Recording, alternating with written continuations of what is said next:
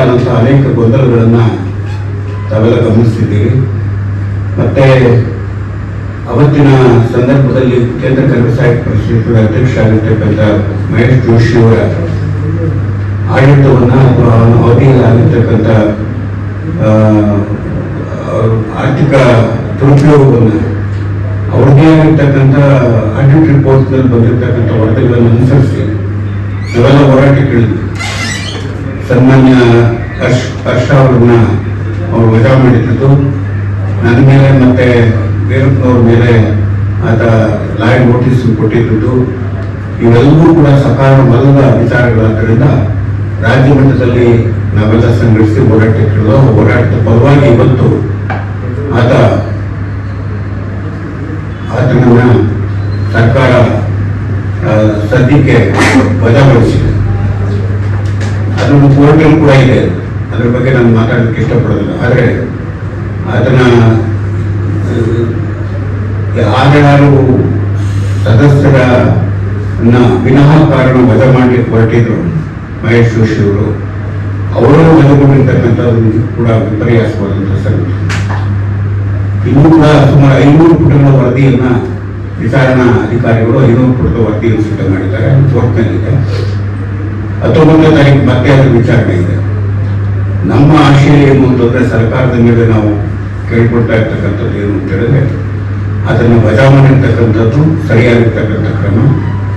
ತುರ್ತಾಗಿ ಅದರ ಮೇಲಿರ್ತಕ್ಕಂಥ ಅಪಾದನೆಗಳನ್ನ ತಾವು ರುಜುವಾತುಗೊಂಡ್ರೆ ಅದನ್ನ ರುಜುವಾತು ಆಗಿದೆ ಅಂತ ಹೇಳ್ತಾ ಇದ್ದಾರೆ. ಈಗ ಅದನ್ನು ಕೋರ್ಟ್ನಲ್ಲಿ ಪ್ರಶ್ನೆ ಮಾಡಿದ್ದಾರೆ ಅವರು, ಸನ್ಮಾನ್ಯ ಜೋಶಿ ಅವರು. ಅದನ್ನ ತುರ್ತಾಗಿ ವಿಚಾರಣೆಗೊಳಪಡಿಸಿ ಆರ್ಥಿಕ ದುರುಪಯೋಗ ಏನಾಗಿದೆ ಅವ್ರ ಬರೀ ಸದಸ್ಯತ್ವದಿಂದ ವಜಾ ಮಾಡೋದಲ್ಲ, ಆತನ ಹಣವನ್ನು ಕೂಡ ದುರುಪಯೋಗಗೊಂಡಿರ್ತಕ್ಕಂಥ ಹಣವನ್ನು ಆತನಿಂದ ವಸೂಲಿ ಮಾಡಿ ಸಂಪೂರ್ಣವಾಗಿ ಅವನನ್ನು ಬ್ಲಾಕ್ ಲಿಸ್ಟಿಗೆ ಸೇರಿಸ್ತಕ್ಕಂಥ ಪ್ರಯತ್ನ ಮಾಡಬೇಕು ಅಂತ ಕಾರಣಕ್ಕಾಗಿ ನಾವು ಇವತ್ತು ತಮ್ಮ ಮುಂದೆ ನಮ್ಮ ಮನವಿಯನ್ನು ಸಲ್ಲಿಸಿ ಸಾರ್ವಜನಿಕವಾಗಿ ಅದನ್ನು ಬಿಡುಗಡೆ ಮಾಡ್ತಾ ಇದ್ದೇವೆ.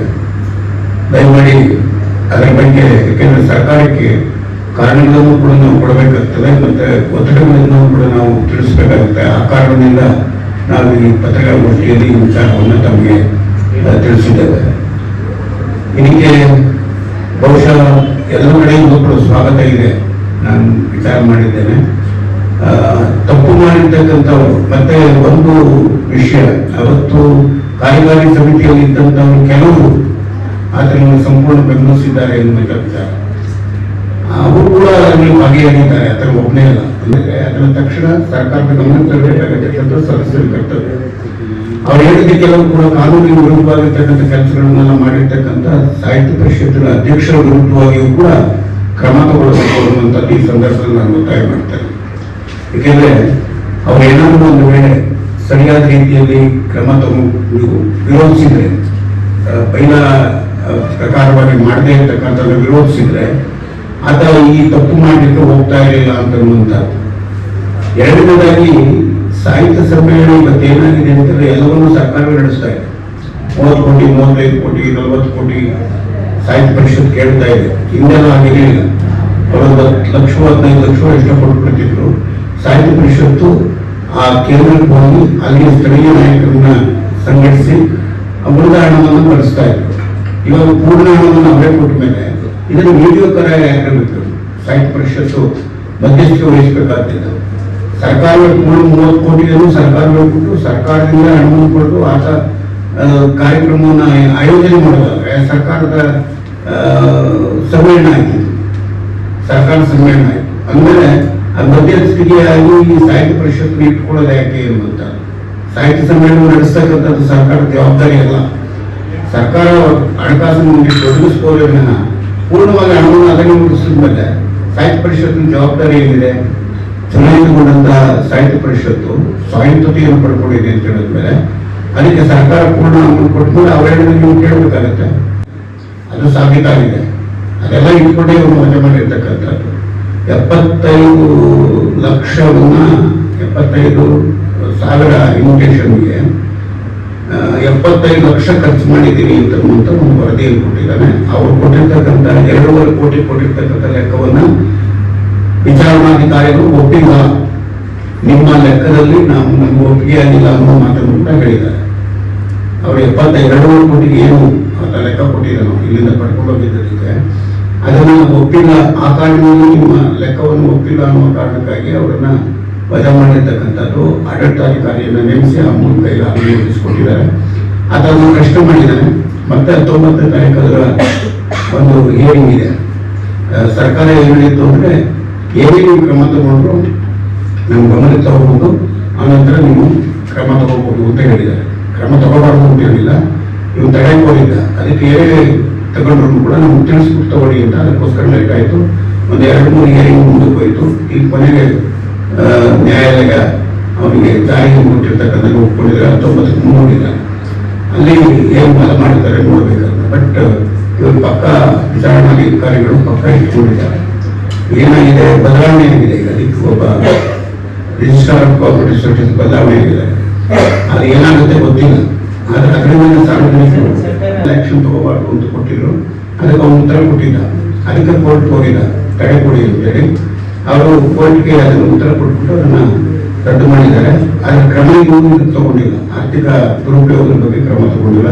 ಅದನ್ನು ಮುಂದೆ ತಗೊಳ್ಬೇಕು ಅನ್ನುವಂಥ ಒತ್ತಾಯವನ್ನು ನಾವೆಲ್ಲ ಮಾಡ್ತಾ ಇದ್ದೇವೆ. ಬೆಂಗಳೂರಿನಲ್ಲಿ ಕೂಡ ಸದಸ್ಯರ್ತಾ ಇದ್ದೇವೆ. ನಾಡಿದ್ರಲ್ಲಿ ಸೊಸೈಟಿ ಆಕ್ಟ್ ಪ್ರಕಾರ ಯಾವುದೇ ಒಂದು ಬಾಡಿ ಅಧ್ಯಕ್ಷ ಇರ್ತಾರೆ, ಸದಸ್ಯರು ಇರ್ತಾರೆ. ಅಧ್ಯಕ್ಷರು ನಿಯಂತ್ರಿಸ್ತಕ್ಕಂಥವ್ರು ಯಾರು? ಸದಸ್ಯರು ನಿಯಂತ್ರಿಸಬೇಕು. ಒಂದು ವೇಳೆ ಬೈದ ವಿರುದ್ಧವಾಗಿ ಅವ್ರು ಹೋದರೆ ಅದನ್ನು ವಿರೋಧಿಸಬೇಕು. ವಿರೋಧಿಸಿಯೋ ಮುಂದುವರೆದ ಮೇಲೆ ಅದಕ್ಕೆ ಅವ್ರ ಜವಾಬ್ದಾರಿ ಇರ್ತದೆ. ಅವನೇನು ಹೇಳ್ತಾ ಇದ್ದಾನೆ, ಇಡೀ ಕಾರ್ಯಕಾರಿ ಸಮಿತಿ ನನಗೆ ಒಪ್ಪಿಗೆ ಕೊಟ್ಟಿತ್ತು ಅಂತ ಹೇಳ್ತಾನೆ. ಯಾಕೆ ನಾನು ಹೇಳ್ತಾ ಇರೋದು, ಒಂದೊಂದೇ ಅವರೆಲ್ಲರೂ ನಾನು ಇಡೀ ಸಂಕ್ಷಿಪ್ತಗೊಳಿಸಿ ನಮ್ಗೆ ಮಾಡ್ಕೊಡಪ್ಪ ಅಂತ ಹೇಳಿದ್ದೀನಿ. ಹೋಗ್ತಿದ್ದಾರೆ, ಈಗ ಲೋಕಾಯುಕ್ತ ಮೆಟ್ಟು ಹೋಗ್ತಿದ್ದಾರೆ. ಸಮಗ್ರವಾದಂತಹ ವಿಚಾರಣೆಯನ್ನು ಮಾಡಿ ಅಂತಾನೆ ನಾವೆಲ್ಲ ಒತ್ತಾಯ ಮಾಡಿರ್ತೇವೆ. 2 ಕೋಟಿ ವಿಷಯ ಅಲ್ಲ, ನಾನು ಸುಮ್ಮನೆ ಪ್ರಾಸಂಗಿಕವಾಗಿ ಅವ್ನು ಕೊಟ್ಟಿರ್ತಕ್ಕಂಥ ಲೆಕ್ಕದ ಬಗ್ಗೆ ನಾನು ಹೇಳಿದೆ. 2.5 ಕೋಟಿಯಲ್ಲಿ ಒಂದು ಇನ್ವಿಟೇಷನ್ 75 ಲಕ್ಷ ಇನ್ವಿಟೇಷನ್ ಖರ್ಚು ಮಾಡಿದ್ದಾನೆ. 75 ಲಕ್ಷ ಕೊಟ್ಟಿದ್ದಾನೆ. 75,000 ಇನ್ವಿಟೇಷನ್ಗೆ 75 ಲಕ್ಷ ಎಷ್ಟು ಕೊಟ್ಟಿದ್ದಾನೆ ಅಂತ ಒಂದು ವರದಿಯಲ್ಲಿದೆ. ವರದಿ ಸಂಕ್ಷಿಪ್ತವಾಗಿದೆ, ನಾನು ತರಿಸಿ ಮುಂದೆ ಇಡಬಲ್ಲೆ. ಅವತ್ತಿನ ಬಗ್ಗೆ ಬಹುಶಃ 115 ವರ್ಷಗಳ ಇತಿಹಾಸ ಇರ್ತಕ್ಕಂಥ ಕನ್ನಡ ಸಾಹಿತ್ಯ ಪರಿಷತ್ನಲ್ಲಿ ಈ ರೀತಿಯಾದಂಥ ಒಬ್ಬ ಅಧ್ಯಕ್ಷ, ಲಜ್ಜೆಗಿರಿತನದಿಂದ ಕೂಡಿರ್ತಕ್ಕಂಥ ಒಬ್ಬ ಅಧ್ಯಕ್ಷ ನಾವು ಯಾರನ್ನೂ ನೋಡಿಲ್ಲ. ಹಾಗಾಗಿ ಆತ ಅಧಿಕಾರವನ್ನು, ಅದು ಸೇವಾ ಪದವಿ ಅಂತ ಅಂದ್ಕೊಳ್ಳಿಲ್ಲ, ಅಧಿಕಾರವನ್ನ ದುರುಪಯೋಗ ಪಡಿಸ್ಕೊಂಡಿದ್ದಾನೆ ಅನ್ನೋ ಕಾರಣಕ್ಕಾಗಿ ಅವರು ವಜಾಗೊಂಡಿರ್ತಕ್ಕಂಥದ್ದು ಇತಿಹಾಸದ ಪುಟಗಳಲ್ಲಿ ಸೇರಿ ಹೋಗಿದೆ. ಅದನ್ನು ನಾವು ಒತ್ತಾಯ ಮಾಡಿ ಸರ್ಕಾರ ಬೇಗ ತುರ್ತಾಗಿ ಕ್ರಮ ತಗೊಳ್ಬೇಕು ಅಂತ. ಸುಮ್ಮನಿಲ್ಲ, ಮತ್ತೆ ಕೊಟ್ಟು ಹೋಗ್ತಾ ಇದ್ದಾರೆ.